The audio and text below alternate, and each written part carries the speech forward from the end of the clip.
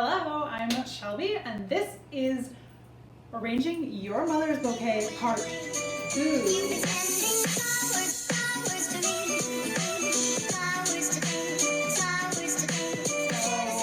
Yes, Part 2, which means that if you didn't watch Part 1, you missed the simplified version. This is a little bit more technical, I guess we could say.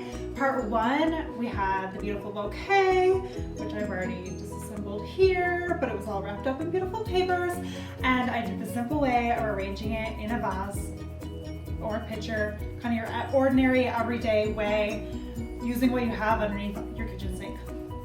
This is how I like to arrange. This is how I do probably 90% of my arrangements, and I'm going to share that with you, but there's going to be a little bit less talking in this one, a little bit more just going to town and doing it. So here's what you need to know, because I'm not talking. We'll see how that goes. My rules, which if you watch my other videos, you probably will start to catch on to this.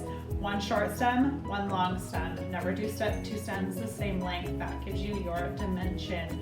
I work in clusters and buddy systems. We can make triangles with our flowers to help design, and then buddy systems the same way. Like, I don't like to poke it out my flowers across the thing. They grow together in pairs as though they would in a garden. And yeah, I think that's kind of like my basic go-to rules. You can watch the other video to catch up on anything else I might have missed. Care for your flowers and all that fun stuff. So to make this super duper simple though, if you want to try this advanced way of arranging, we're going to start with a vessel like this. A vessel like this, i.e. a cereal bowl. Okay, I use these all the time for my stuff. I'm thinking you probably have a cereal bowl at home, so if you want to give it a shot, what do you got to lose?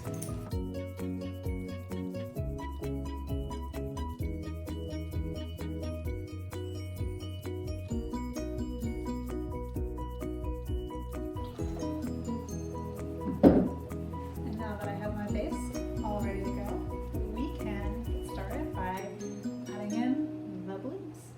Here we go. Ever since the day that you went away, you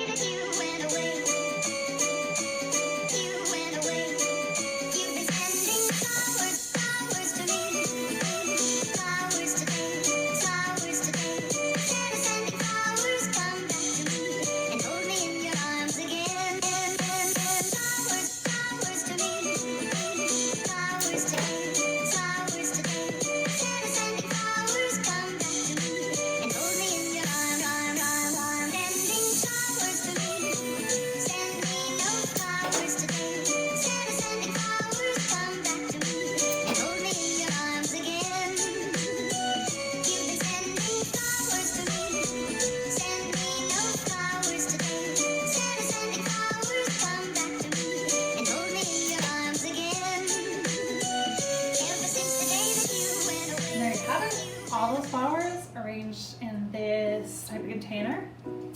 However, what I think a lot of people don't realize is it actually takes a few more flowers to arrange this way.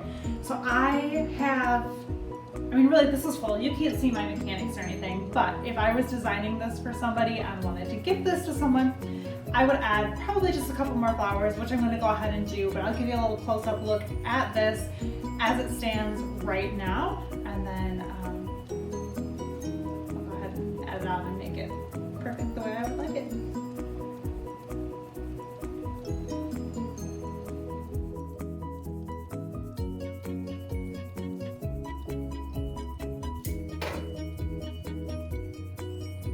So anytime you're gifted a bouquet or pick up an arrangement from somewhere, even if it's grocery store or Trader Joe's, wherever it's from, and you don't have enough stuff, just look at your world around you, whether it's outside, you need to go grab some twigs.